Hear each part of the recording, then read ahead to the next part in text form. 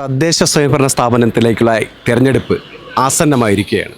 ഏറ്റവും വാശിയേറിയ മത്സരം നടക്കുന്ന തിരുവനന്തപുരം കോർപ്പറേഷനിൽ ത്രികോണ മത്സരത്തിൻ്റെ സാധ്യതയാണ് ഉയർന്നിരിക്കുന്നത്. തിരുവനന്തപുരം കോർപ്പറേഷനിലെ കൊടുങ്ങാനൂർ വാർഡിൽ ഇത്തവണ UDFൻ്റെ സ്ഥാനാർത്ഥിയായി മത്സരിക്കുന്ന ശ്രീ രാധാകൃഷ്ണൻ ചേട്ടൻ ഞങ്ങളോടൊപ്പം ചേരുകയാണ്. നമസ്കാരം ചേട്ടാ. നമ്മുടെ ഇപ്പം തിരുവനന്തപുരം കോർപ്പറേഷനിൽ UDF മേയർ സ്ഥാനാർത്ഥിയായിട്ട് ശബരിനാഥിനെ ഉയർത്തി കാണിക്കുന്നു. ശബരിനാഥ് MLA ആയിരുന്ന ആളാണ്. ജി കാർത്തികൻ സാറിൻ്റെ മകനാണ്. അപ്പം അദ്ദേഹത്തിൻ്റെ പ്രതിച്ഛായ തിരുവനന്തപുരം കോർപ്പറേഷനിൽ നിലവിൽ 10 വാർഡുകൾ മാത്രമേ ഉള്ളൂ, 10 സീറ്റ് മാത്രമേ ഉള്ളൂ. അപ്പോൾ ഈ സാഹചര്യത്തിൽ തിരുവനന്തപുരം കോർപ്പറേഷനിൽ ശബരിനാഥിൻ്റെ സ്ഥാനാർത്ഥിത്വം ഗുണം ചെയ്യും? തീർച്ചയായും അദ്ദേഹത്തിൻ്റെ സ്ഥാനാർത്ഥിത്വമാണ് ഈ തെരഞ്ഞെടുപ്പിൽ UDFന് ഏറ്റവും വലിയ ഗുണം ചെയ്യുന്നത്. കാരണം കെ ശബരിനാഥനെ പോലുള്ള ഉയർന്ന ഒരു വ്യക്തി, MLA ആയിരുന്ന ഒരു വ്യക്തിയെ ഒരു കൗൺസിൽ തെരഞ്ഞെടുപ്പിൽ പാർട്ടി നിശ്ചയിച്ചപ്പോൾ മനസ്സോടെ അദ്ദേഹം സ്വീകരിക്കുകയും പാർട്ടിക്ക് വേണ്ടി എന്ത് ചെയ്യാനും തയ്യാറാണെന്ന് പറഞ്ഞ് മുന്നോട്ട് വരികയും ചെയ്തത് തിരുവനന്തപുരം കോർപ്പറേഷൻ UDFന് മൊത്തത്തിൽ ഗുണം ചെയ്യും. ഞങ്ങളെപ്പോലുള്ള സ്ഥാനാർത്ഥികൾക്ക് അതൊരു വലിയ പ്രചോദനമാണ്. അത് ഈ വാർഡിലും അതിൻ്റെ പ്രതിഫലനം ഉണ്ടാകുമെന്ന കാര്യത്തിൽ യാതൊരു സംശയവുമില്ല.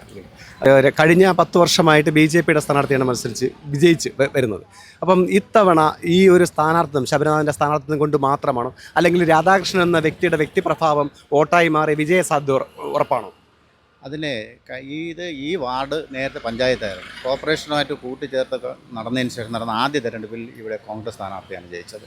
അതിനുശേഷം തുടർച്ചയായിട്ട് 2 തെരഞ്ഞെടുപ്പിൽ BJP ജയിച്ചു. അതിന് ഞങ്ങളുടെ പാർട്ടിക്കകത്ത് തന്നെ ചില അനൈക്യങ്ങളുണ്ടായിരുന്നു. അത് മുതലെടുത്ത് അവർക്ക് എത്താൻ സാധിച്ചു. പക്ഷേ ഇപ്പോൾ അങ്ങനെയല്ല. ഇപ്പോൾ ഏകകണ്ഠമായിട്ടാണ് ഇവിടെ പാർട്ടി സ്ഥാനാർത്ഥി നിശ്ചയിച്ചത്. 1.5 വർഷത്തിന് മുമ്പ് തന്നെ ഞങ്ങൾ ഇതിൻ്റെ വർക്ക് തുടങ്ങി.